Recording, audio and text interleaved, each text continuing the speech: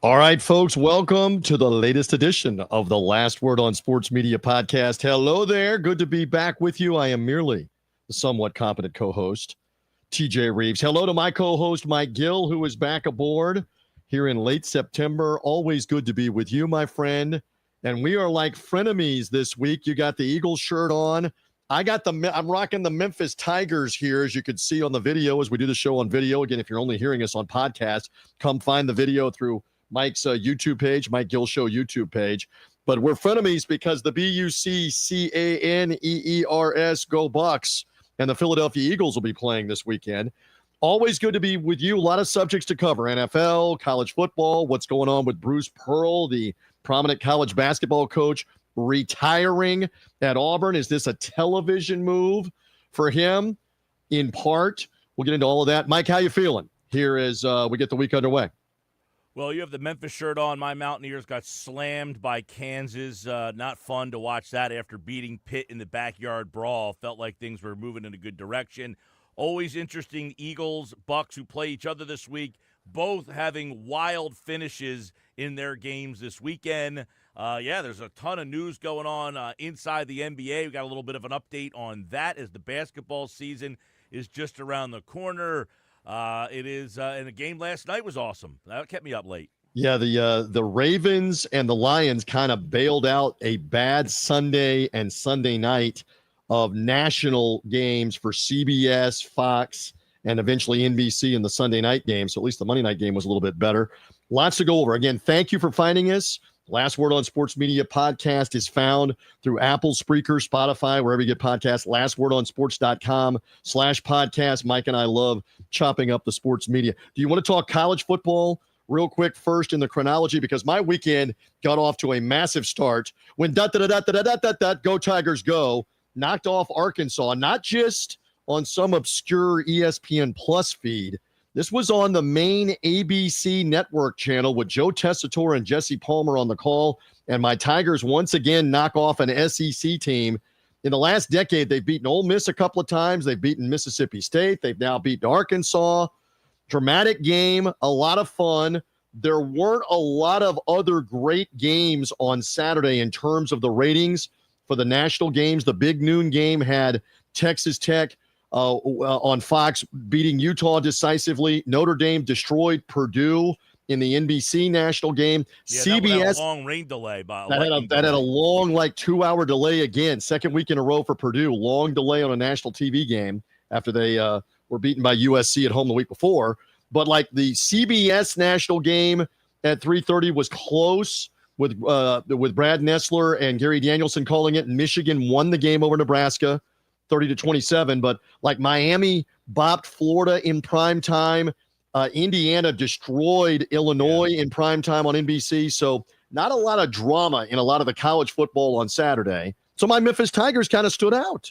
Mike Gill, real quick. Yeah, not a great weekend in the old college game there. There wasn't a whole heck of a lot of good matchups either. And, you take a look at this weekend, though. You have a lot better slate. Wow. Oregon, Penn State, Georgia, Alabama. I think you got Auburn, Arkansas, LSU, Ole Miss. I'm doing this off the top.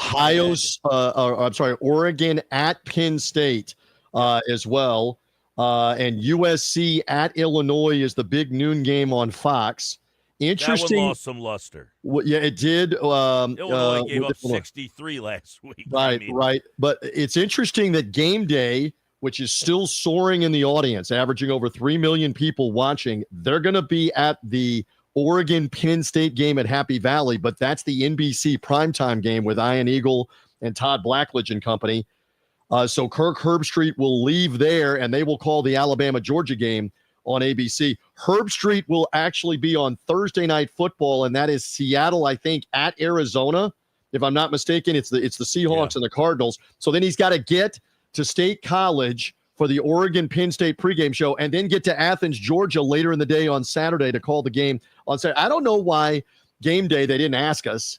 But, Mike, why didn't Game Day just put it with the Alabama-Georgia game where Herbstreit's in the place where he's going to call the game? I mean, for later on that night. It's a massive game. McAfee talked about this the other day on his show, and he said that, now I don't know if he was referring to this particular game, but he was saying about how they went, where were they last week? Not this week, the week before. I'm trying to, it all runs together. I know that 2 weeks ago, they were in the same place with Big Noon with whatever that game was. They were both. He was talking about how the traveling portion of the show has kind of lost its luster at these bigger places because they're so used to having it there. You know, you go to Athens, Georgia, and to them it's like, okay, we've had this before. But when you go to wherever they had been, it was a spot that is not used to having them come. And those people get riled up because they've never had it there. Like you saw Big Noon at Utah last week. Well, they never get a show like that, so those people were into it. Alabama gets it all the time. Georgia gets it all the time. So he was saying that those places have kind of lost their luster and that he wants to go to places that are a little bit, more like excited about having them come there. Interesting. All right. So, again, that's the lineup for the college football for this weekend, but the ratings should be better. We should get some decent, closer games. Interesting that Arkansas team that lost to Memphis is playing Notre Dame. And I believe that game is the noon game again on ABC. So ABC is going to work from that game to Ole Miss, LSU, and the SEC in the afternoon, then Alabama and Georgia. They should easily have 10 million or more watching the primetime Bama-Georgia game because of the lead-ins with that, Notre Dame with the national audience as well. All right, on to the NFL. And they were in Knoxville. That's where they were. They were in Knoxville for Tennessee and whomever previously. All right, to the NFL, and before the games on Sunday, I got to see a little of this. Great feature by CBS on the weekend with Brent Musberger. They had Dana Jacobson doing the feature, the former ESPN personality. She's now with CBS News. She did a long-form feature with Brent Musberger on the 50th anniversary of the NFL Today. It began in 1975, 50 years of the NFL Today with Brent Musberger, and at that time, Irv Cross and Phyllis George, Miss America. So they're talking to Brent. Brent is one of the only living members left of that show. Jane Kennedy, who later joined the show a couple of years later, 3 or 4 years later, she is still living. Phyllis George, Irv Cross, Jimmy the Greek, they've all passed away. That show just was so far out in front as a pregame show. It was neat to see Brent Musberger reminiscing about all of it with Dana Jacobson. And then they honored him on the actual pregame show there on Sunday. So do we want to show the video audience, and for the podcast audience, pay attention here. Here's how they opened the NFL Today on Sunday with the 50th anniversary of that pregame show on CBS.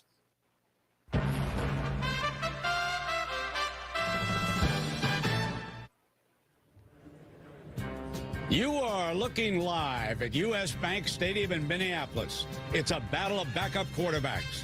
Jake Browning for the Bengals, Carson Wentz for the Vikings. Both teams hoping they can deliver.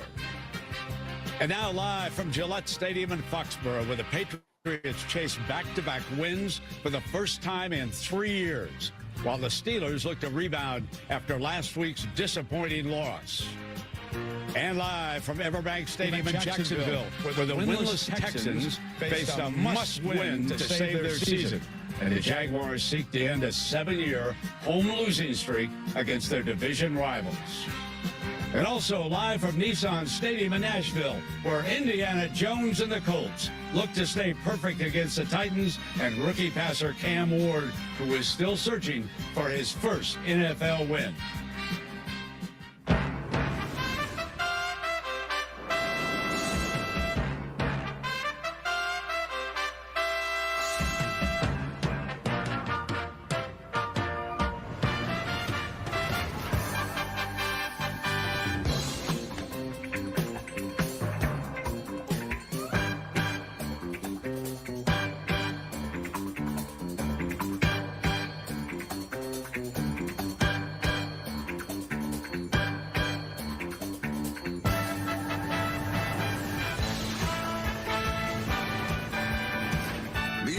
Today is sponsored by Jeep. There's only one. From the CBS Sports Control in New York, here is James Brown. 50 years ago on this very day, September 21st, 1975, CBS changed the way sports will be covered forever with the birth of the NFL Today, the very first live pregame show in TV history. The result? a groundbreaking experience that transformed the hours before kickoff into part of the spectacle for half a century. This show has been there for moments that define the league and the culture all around it. And today, as we honor the legacy of the NFL today, it is only right that we do it with the man who is synonymous with its history, the very first host of this show. That would be the legendary Brent Musberger, and genuinely meant welcome home, Brent. Hey, look at my guys. You didn't need to dress for the occasion. Come on. What are we thinking? This is throwbacks. Wow. Tremendous. That is tremendous, including James Brown for the audio podcast audience with the afro. Everybody's got the wigs on. Bill Cowher had the wig and the mustache. They've all got the 70s clothes. Ryan Eagle had the mustache, and T.J. Watt couldn't keep it together. He had glasses on that didn't have frames in them. It just great nostalgia, and we can't emphasize enough. Mike, I'm a little older than you. I remember watching the NFL Today as an elementary school kid to get the updates on the games before the game. Now, interesting, it was only a half-hour pregame. It was 12:30 to 1 Eastern when it first began. It did not expand to an hour pregame for several years because it was so successful, so highly rated, and they wanted to run more ads. What else? So then they expanded it. But that show, synonymous with the NFL and with pregame, nothing else has been close. Interesting when Musberger was doing that at the top of the show. Have we not talked about this before on the Last Word on Sports Media podcast? Do you know the origin of You Are Looking Live and showing all the video feeds? Do you know what it's about? Do you know what Musberger was doing? The coded messages back in the 70s, Mike Gill. Do you know what he was up to? You'll have to fill me in. Musberger was a gambler then and a gambler always. And the gamblers were in touch with him saying, one of the things that would help us is the weather. What's the weather at these different sites? Is it windy? Is it raining? Is the sun shining? So Musberger went to the CBS executives and said, listen, we should put the satellite feed on at the beginning of the pregame of every game we're doing, and I will introduce something about the game. And he didn't say the part about we're showing the weather to the gamblers who are about to call their bookie on the phone and make their bet. The last little bit of information, is it raining? Is it hot? So you saw what he would always do. You are looking live at Veterans Stadium in Philadelphia where it's a 40-degree day, and they would show, the overcast 40-degree day. You are looking live at Texas Stadium in Dallas where the Cowboys get ready to play on a 75-degree afternoon, and then it's not raining there. You are looking at a rainy Soldier Field in Chicago for the Bears and the Packers. That was a coded message for the gamblers on here's the weather. So it's so neat that story, it's true, has lasted all this time, that's what he was doing. And it spawned the whole You Are Looking Live phrase, and that's the name of the book about the NFL Today that was written and has come out, You Are Looking Live. So, again, I know we've gone on for a few minutes, but you can't say enough about how important that show has been and was. Interestingly, CBS lost the NFL rights, Mike, as you know, in the 1990s when Fox got the NFC package. CBS did not have the National Football League for about 4 years, and the NFL Today went away as a pregame show. It came back with Greg Gumbel and Terry Bradshaw. Well, actually, Greg Gumbel and Terry Bradshaw were doing it after Brent Musberger was gone, but it came back then with Jim Nantz, I believe, and others. Yeah. And James Brown has now done it for the better part of about a decade or so now with CBS. So interesting. Any final thought on the NFL Today? And again, the slate of games not tremendous, although we're going to have some exciting stuff in a minute. Yeah, I'm an NFC guy, so I don't watch the CBS stuff nearly as much. I'm generally watching the Fox stuff because most of the times the games that I'm more into are NFC games. But I did tune in on Sunday to check out the Open and check out the NFL Today, and certainly know the importance of the show. And I did watch the Jimmy the Greek 30 for 30 that they did on ESPN about his involvement in the show, and how him and Brent got into a little fisticuff. All the time. And that was, again, the first introduction to gambling where they couldn't talk about gambling.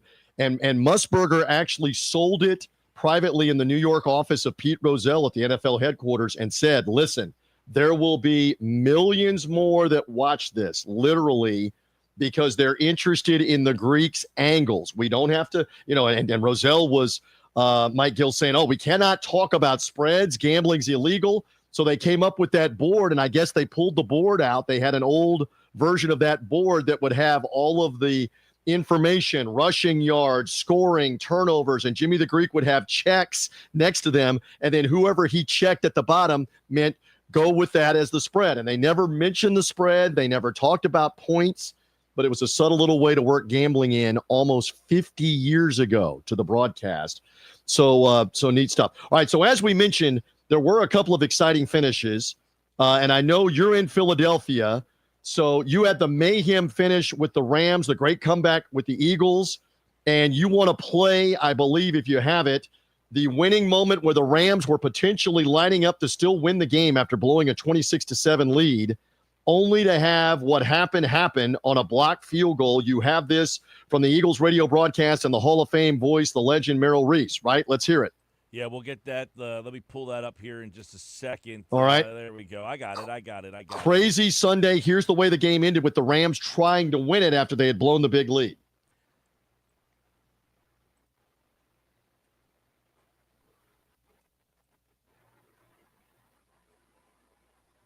Hold your breath. They blocked them the last time. The ball is spotted. The kick is away. It's blocked! It's blocked! It's picked up by the Eagles. Running with it is Davis. 30, 20, 10, 5. Touchdown! Game over! Jordan Davis. Are you kidding me? Blocked him again. Are you kidding me? Blocked him again. Have you ever seen anything like this? Do you believe in miracles? The Rams are standing silent. They can't believe what just happened to them. Successive field goal blocks win it for the Eagles. What a great, great game. What a great, great comeback. And the final score was, 33-26. 33-26. The field goal would have won the Brent game. Musberger, if he had the Eagles, would have been happy. Because it covered the number. And again, so while those blocked field goals were going on in Philadelphia, almost at the same moment in my game in Tampa, the New York Jets got a huge blocked field goal on the Buccaneers to take the lead with under 2 minutes to go. There were blocked field goals everywhere. And we should explain, some of you may be aware of this on the Last Word on Sports Media podcast. I was the fill-in play-by-play guy on Buccaneers radio this week. Our Hall of Fame voice, Gene Deckerhoff, in his 37th season doing the Bucs, was ill. So, Mike, I found out on Monday, on Saturday afternoon, Saturday evening, he's not able to come to Tampa. He lives in Tallahassee, Florida, in the state capital. He's not able to come to Tampa. He's not feeling well. You will be doing the game. We kept that under wraps until right around an hour before the game, and then the word was out that I was doing the game. So when Merrill Reese was calling, Mike, those blocked field goals on Eagles radio, I had called a Jets blocked field goal for the lead in the final minute and a half in Tampa, only to have Baker Mayfield cook back down the field for the Buccaneers, complete a couple of passes. And here's the thrilling end, as I called it, on 98 Rock in Tampa Bay and the Buccaneers radio network, as the Buccaneers went to 3-0. Field goal dead in the middle of the field from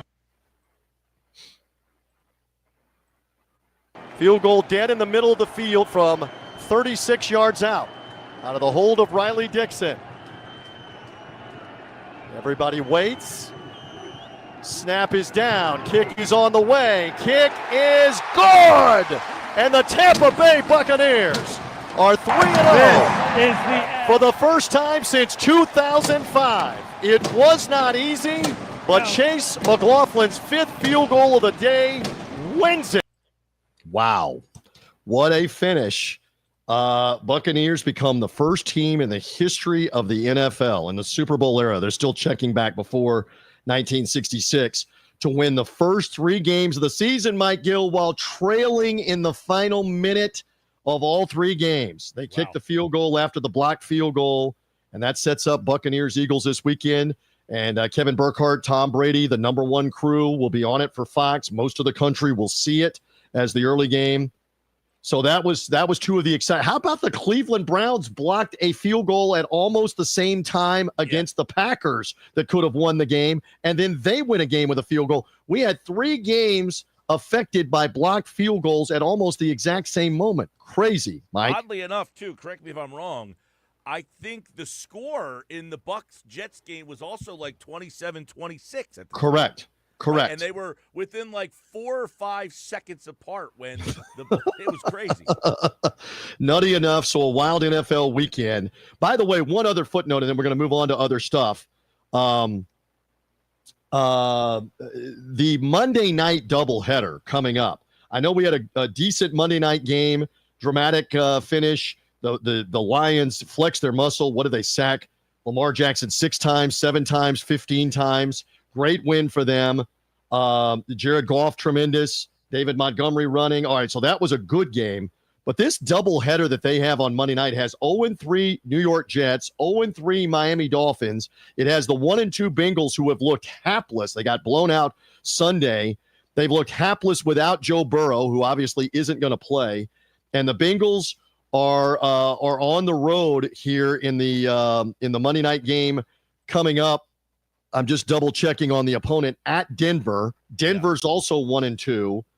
Can we not flex? I know we can't. Can we not flex out of one of those games if you're going to have a doubleheader and get at least a decent game? I don't know that the Bucs-Eagles needs to go to Monday Night Football, but for those 2 games on Monday this weekend. Joe Burrow getting hurt didn't help the situation for that game, because you would have had Burrow against a Broncos team that went to the playoffs last year. Right. So that would have amped that game up a little bit. But yeah, and then having you got 4 teams in the fourth game of the year with combined 2 wins that are playing a Monday night doubleheader.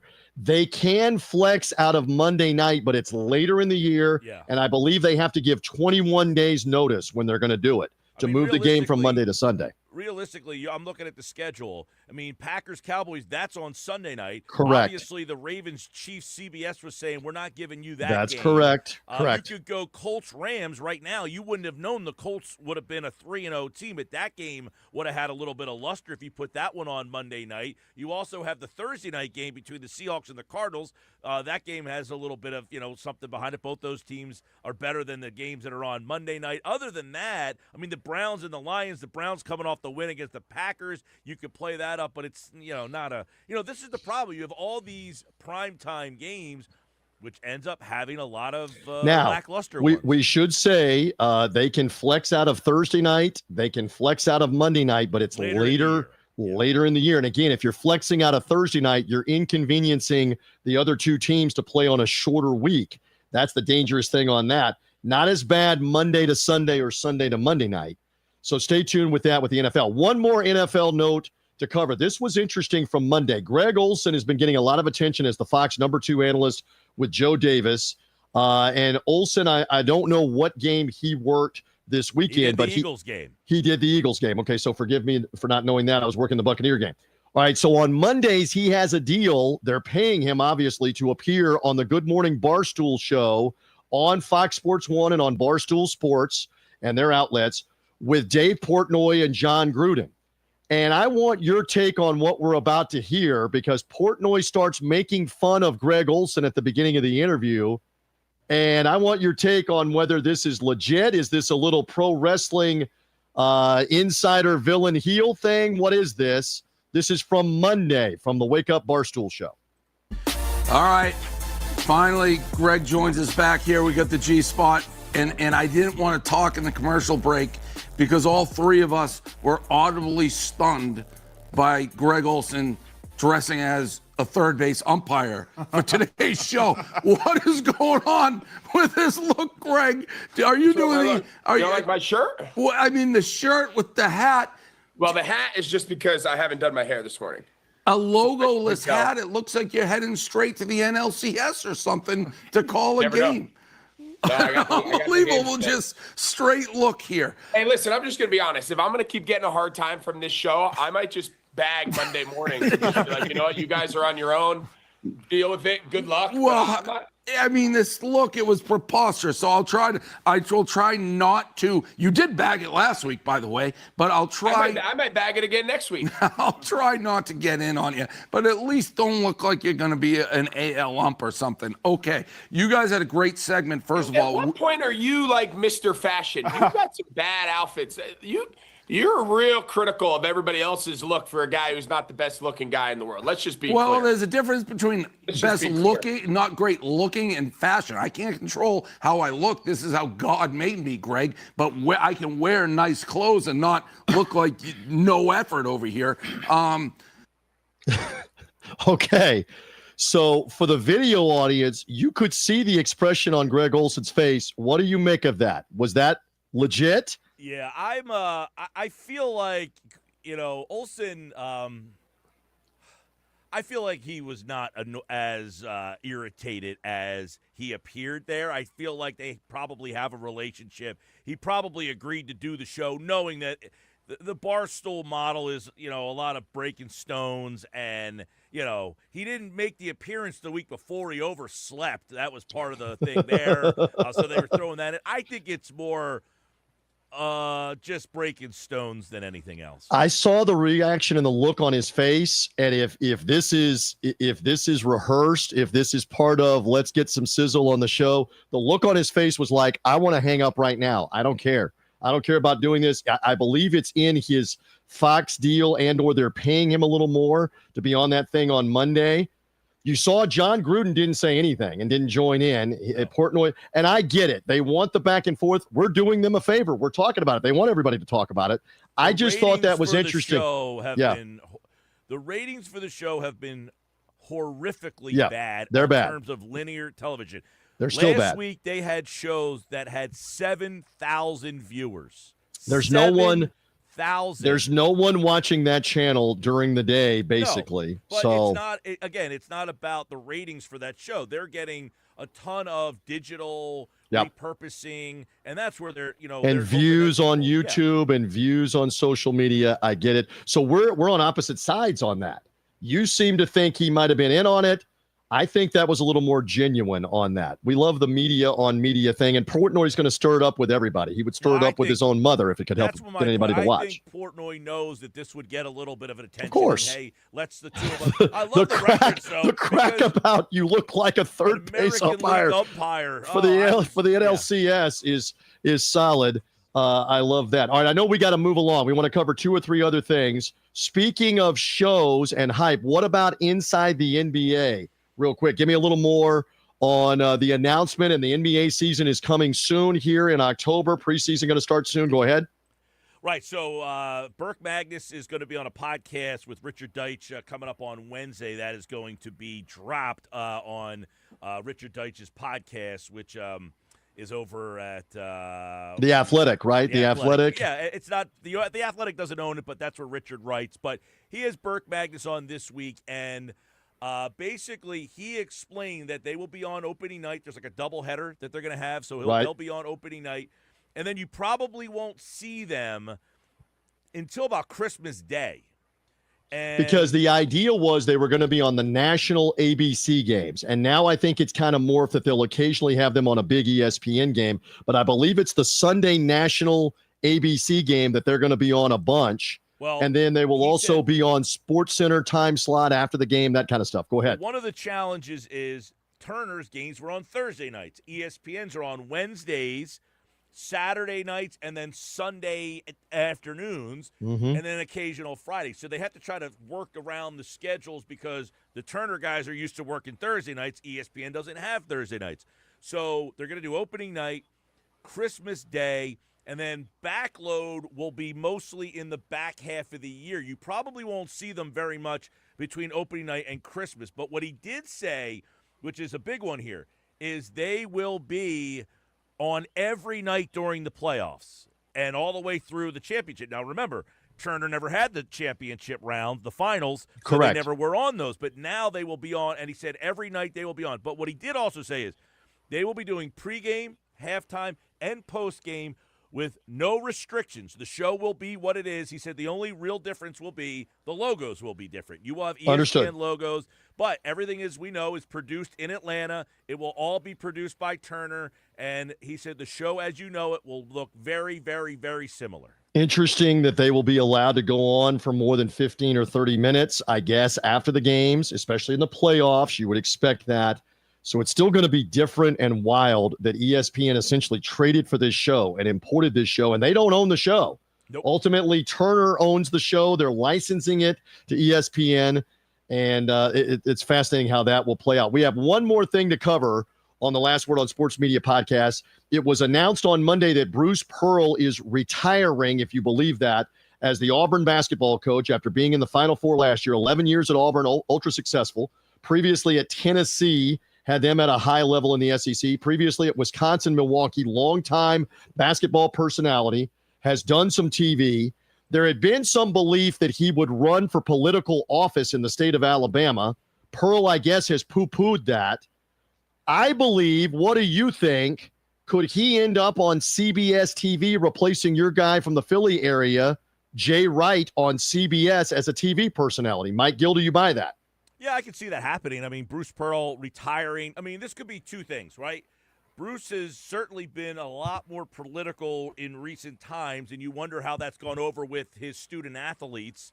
If the views are the same between the athletes and the coach there, that could have been something. The other thing is, much like Jay Wright and many of these other coaches, he just doesn't want to deal with the NIL anymore. I mean, Amen. that has not been reported. Krzyzewski got out. Boeheim got out. Roy Williams got out. I mean, they're leaving left and right, and I think you've hit on something.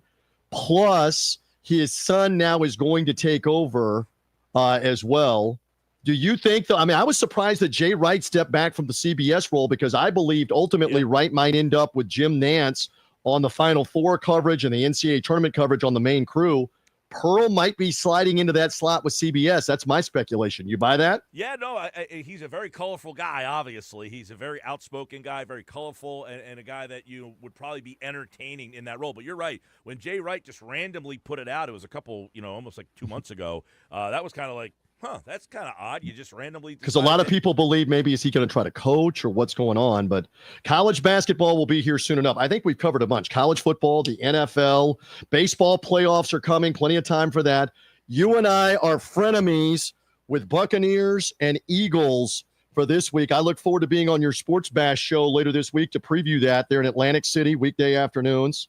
Mike, always good to be with you here on the Sports Media Pod, my friend. Yep, well, we'll do a Eagles-Bucks outside view preview on Friday at 3:30 if you want to come back. I'll pop in on that. We appreciate everybody being with us here on the video and or on the podcast. It is the Last Word on Sports Media show and podcast. Find us on all the podcast outlets, on Mike Gill's YouTube page as well. We appreciate you being with us.